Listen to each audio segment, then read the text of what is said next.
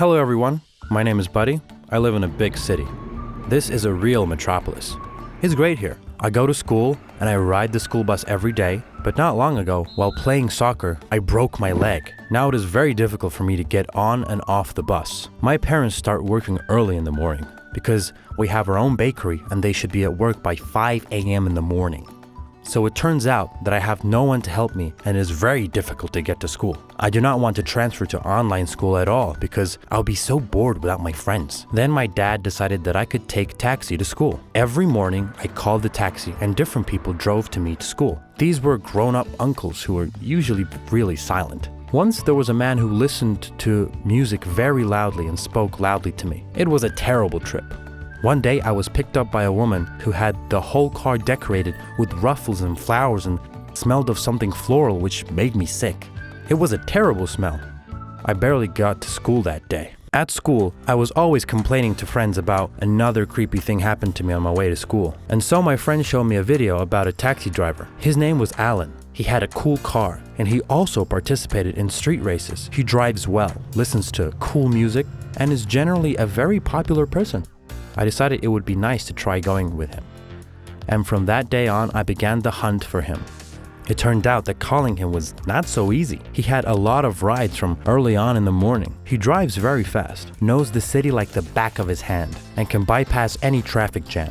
He's often called by various business people who are late for meetings and they pay him very good money for it. So I didn't seem to have a chance. But I am stubborn and like to achieve my goals. Then I sent him a video message in which I told him how difficult it was for me to go to school. I knew he would not see my message soon, but still hoped. In the morning, a car was parked near my house. It was him. It was a victory. He helped me get into the car and took me to school. It was not just a ride, but a real roller coaster. We drove through half the city, but I was still at school before anyone else. I was absolutely delighted. He took the money from me, but not more than I thought, and promised to come pick me up after school. And he did come back.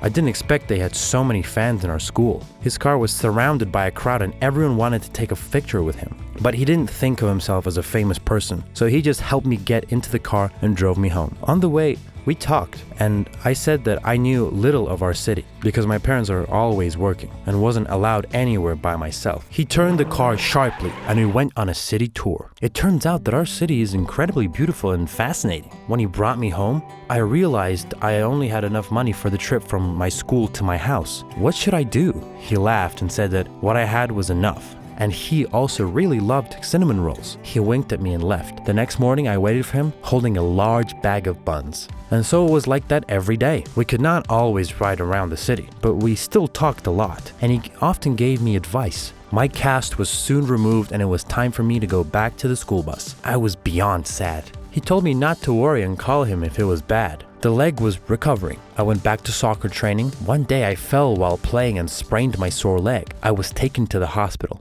The doctor said that this was the end and I better not play anymore. It just knocked the ground out from under my feet. I was broken, but my friend the taxi driver became a news star again. He won another race in the street races.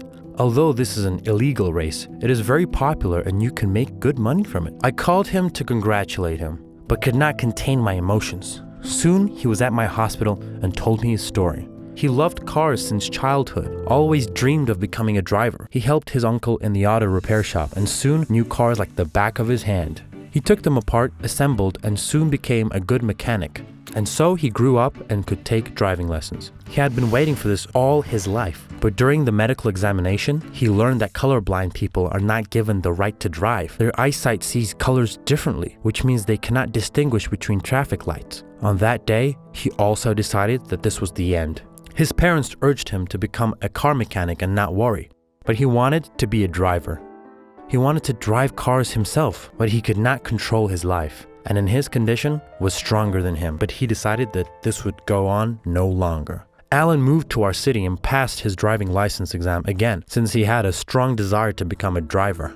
He studied the rules of the road up and down and passed the exams brilliantly. And as for the colors, he learned to distinguish colors by barely noticeable shades of gray. Green is a light gray that vibrates and has large spots. Red is a slightly darker gray that has a lower vibration than green and has triangular spots. And the yellow color is a bright gray, rapidly vibrating and has sparks like this. And he also studied the city up and down, every turn and every feature of the street. He is now the best taxi driver in town. And he needs races in order to earn money that can go towards educating children of colorblindness, because this condition should not ruin their lives. And now I am lying in the hospital and thinking, is it really true why we sometimes allow someone or something to rule our lives? What do you think is stronger, our desires or circumstances? If you like the story, then press the like button and leave us some comments. Hi, I'm Elaine. I'm 23 and fond of traveling. My father works for a tourist company. That's why since early childhood I have visited plenty of countries and seen lots of incredible places. Once I watched a film which showed a man who traveled the world by hitchhiking. The idea was so inspiring that I decided to repeat the experience of that man and travel across the United States. It was interesting, but I also understood that it was dangerous. My parents were strongly against it because they worried that something bad could happen to me. However, my motivation was too strong, and there was hardly a person who could stop me. I packed my stuff, took all the money I had, and left home. I bought a ticket to the neighboring town and set off. The neighboring town was known as a place where truck drivers often stopped on their way to other states. So I thought it would be a great place to begin with. I came to a bar for truck drivers and looked around trying to find someone who could take me on the road. I asked a waitress who was the kindest man among the truckers, and she pointed to Winnie, a big guy with long curly hair. I sat down next to him and asked where he was going. He gave me a strict look. I wondered why everyone considered him a kind man. He kept silence for a couple of minutes, then said, "Sorry, I just need to eat this burger." I smiled at him. He was polite and his voice was very pleasant.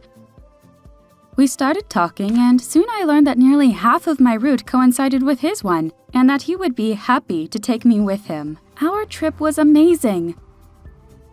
Winnie liked recording funny videos and told me lots of interesting road trip stories. He bought ice cream for me in each cafe, and we laughed all the way. He was really the kindest man I had ever met in my life, but Nashville was the town we had to separate. We shared our last ice cream, and I continued my trip. My new companion was very quiet. Too quiet, I would say. The only thing he told me was, "Okay, you can go with me." He didn't even say what his name was, but people told me he was reliable, and in case of danger, he would do everything to save me. One day, in the middle of nowhere, we were stopped by the police. They asked the driver to show his license and the documents for the cargo. I wondered why the police were working in such a place. I asked what the problem was, and they told us to leave the cabin. The driver and I went out of the cabin. Then the policeman asked to show the cargo to them. We all came up to the container, and the driver seemed to be going to open it, but suddenly he grabbed me and put a knife to my throat. I was horrified. The police realized I was just a fellow traveler, so they could not risk my life. My new bad friend made me run with him through the step. I obeyed because he was threatening to me. He told me that the policemen were actually FBI agents who followed him. They had information that he was carrying tons of drugs in his truck. In the later afternoon, we reached the end of the moor and saw a highway. I realized my companion wanted to get away from the agents, and it would be a lot easier for him to do that during the night. However, I hoped that the FBI still followed us and would save me. The man was smart and started to hitchhike. He said that he would kill me and the driver if I said anything. A couple of minutes later, a truck stopped near us, and it was the truck I had already seen. We got into the cabin, and I saw Winnie. He looked at me and gave me a wink. I realized that I had to keep silence. Early in the morning, we arrived to a small town. We stopped at a gas station. Winnie went out to pay for the fuel and asked us if we were hungry. I said I was, so we all moved to the cafe. We sat at the table and ordered food. While we were waiting, I looked around. The people in the cafe looked weird to me. Tense, maybe. Suddenly, a man sitting behind me attacked our drug dealer and put handcuffs on him. I couldn't believe I was safe. As it turned out, the people in the cafe were FBI agents undercover. And Winnie helped them. As soon as he knew I was hostage, he offered his assistance to the FBI. He suggested the plan and helped to implement it. Hitchhiking was the best way for the criminal to escape, so the plan worked. I decided to return home. My adventure was amazing, but I couldn't risk my life anymore. I never told my parents about what happened to me. They were shocked about the runaway thing, and the hostage story could make them crazy. And a piece of advice from me: if you have enjoyed the video, please click the like button. Leave your comments and subscribe to our channel.